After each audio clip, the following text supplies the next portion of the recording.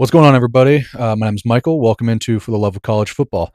And today we're going to go over some of the hires that we've seen at Michigan already under Kyle Whittingham, as well as some potential hires and a couple of names of interest. And I might as well start with the first official hire, which is Jay Hill, the defensive coordinator formerly at BYU and now for your Michigan Wolverines. Um, Jay Hill does have prior coaching experience alongside Kyle Whittingham. Um, Obviously, that familiarity is what played a big part. BYU's defense under him in recent years has only gotten better year in, year out. Um, I kind of have a note here of what is he going to bring to the program that maybe Wink Martindale didn't, or what Wink maybe struggled with that Jay might not. Um, they both like to blitz. That's not a secret. Um, a lot of Jay's blitzes are simulated, and they use a lot of strange looks um, defensively, which really confuses offenses. Lots of stunts, lots of things like that. The big difference between Jay and Wink in their blitzing philosophy, though, Wink loves to blitz on third down. He likes to get you into third and long, and then just try to blitz you, and you break your back a little bit and then force you to punt. Jay's a little different. Jay likes to blitz primarily on first and second down and get you into third and longs where you can kind of spy, um, you know, just play coverage, things like that. And to me, that makes more sense. It's kind of like, blitzing on first and second down and then kind of playing it safe and kind of playing contain on third and long. To me, is like the defensive version of, I never agreed with, run to set up the pass. I always thought that maybe you should pass on first and second down more, and then maybe give you some third and manageable to run the ball. But the philosophy has kind of always been the opposite for some reason. But I do like the overall defensive philosophy of Jay Hill. Um, BYU did finish fourth in the Big 12 this year, defense in total defensive efficiency, which, for the Big 12 being historically a conference not known for its defense, that might not impress a whole lot of people. But I do think that the Big 12 overall was a lot more competitive this year defensively. So I do think fourth is a good metric. Um, BYU under Jay did excel in things like gap integrity and the trenches, which I think is huge for maintaining Michigan's identity defensively. They want to have the best interior line on both sides of the ball. I think that philosophy does bode well for them in maintaining that. Um, the one thing that he might struggle with, and this is really important, that his first 2 years at BYU were not what they have been the last couple of years. His scheme is a little on the confusing side, to put it mildly, and it's complicated. He asks a lot of the players on the defense, and so the first couple of years at BYU, his defense actually struggled quite a bit in run defense, which might make some people in Michigan circles a little more on the nervous side. Um, but again, a lot of that was just the players having to get acclimated to such a complicated scheme. Um, you saw it was a gradual progression year after year. Um, the this Cougars defense ended up having one of the better, like a top 15 rush defense the last couple of years under him. So that's the one thing to maybe look out for. He struggled at first at BYU because of the complicated scheme, so it might translate to Michigan in that manner. It might take him a year. Um, but I just think it's something worth noting, kind of worth looking at. Um, so the slow start, potential problem at Michigan, but wait to, we'll just have to wait and see.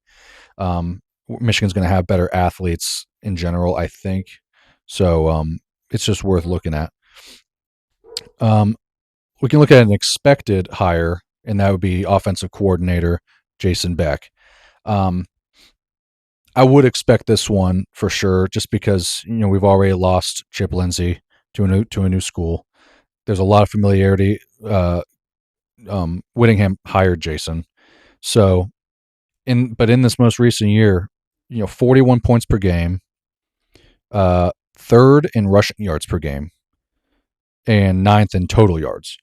So the very interesting thing, and they asked Kyle this before his introductory press conference, but they kind of asked him in a prior media availability, kind of what the um, vision was going to be for the offense, and he said spread. So it's a spread offense, but with a very high rushing acclimate. 269.8 rushing yards per game, third in the nation. I mean, that's a ton of rushing yards, especially out of a spread system. Ninth in total yards, like I said. That is conducive with what Michigan wants. Michigan wants to run the ball. He even said that in his introductory press conference. He likes to run the ball. He expects to run the ball. They're going to run the ball. I think it's just going to be out of a different look than what we're used to seeing at UM. But at the same time, Jason himself is a former quarterback. He knows what quarterbacks want. He knows how to develop them. He is going to be good for Bryce Underwood, because despite having almost 300 rushing yards a game, which is still nuts to say out loud, Utah still had 2,500 passing yards and 25 touchdown passes this year with two quarterbacks. That's not nothing. That's a lot better than what we've seen from Michigan the last few years. So, I'm excited for guys like him, guys like Jay, to come into the building and really help, form the new and improved identity of this Michigan offense and defense. By the day, watching Whittingham's press conference, he's clearly a very good man. He's polite. He is no nonsense. So I would expect his hires to be nothing short of that as well. And the numbers don't lie. The numbers don't lie. BYU did a very, very good job this most recent season. So, Jay Hill, I think, earned the opportunity to come to a bigger school and flex a little bit. Jason Beck, again, the numbers speak for themselves. The guy knows how to coach. They're productive, and with a system or with a recruiting pool and resources, that Michigan has, I don't think they're going to hurt for recruits and players. I want to look at some other rumors here. Ron Bellamy, to me, has been one of the most frustrating coaches on our staff because he's done such a good job with recruiting for the most part. He has brought in some very good receivers. It's the development aspect up to this point. It's not been consistent. But he is rumored to stay due to recently good recruiting and the development of Andrew Marsh in his freshman season as the year progressed may have really helped Ron out in maintaining his spot on this coaching staff. But that is the rumor as of right now. Ron Bellamy is expected to stay around. We'll see how true that is. But the two other coaches whose names that I've seen kind of float around are a defensive end coach at Utah in Lewis Powell.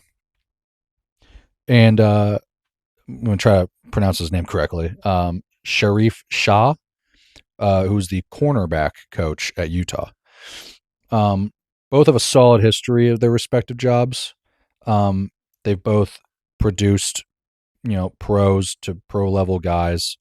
I will say the cornerback coach, Shaw, is a little bit more on the surprising side for me. Lamar Morgan to me has done a pretty good job at Michigan. Michigan's DBs have not been like a focal point of concern for me under him. Not to mention it's DB centric across the board. So it's not just corners, it's not just safeties, but it's DBs in general. So Lamar Morgan is also expected to stick around. Um, However, I will say that if you're going to bring in these coaches of specific position groups, and one of them being a corner coach, but you're going to keep Lamar Morgan around, you may run into a too many cooks in the kitchen type situation, and it might muddy the water. It might, maybe breed a little bit of, um, maybe not animosity per se, but butting heads and just making things a little bit harder than it has to be. But that's again just something to keep an eye out for. Um, so those are really the two primary positions that I've seen, or names I should say, that I've seen floated around for them. Um, so they've already got Jay Hill, defensive coordinator. So Wing's gonna be out the door, but hey, Wing Martindale, not a bad coach at all. I appreciate his contribution to Michigan. I appreciate his patience in having to deal with Sharon Moore, because we know that wasn't great relationship behind the scenes. Um, but Wink's a stand-up guy. Wink's going to have a job. But I'm excited for Jay Hill, see how the new scheme works for us. Jason Beck, let's get him in here. Let's get him in here. Let's get him acclimated, and let's get him working with Bryce Underwood.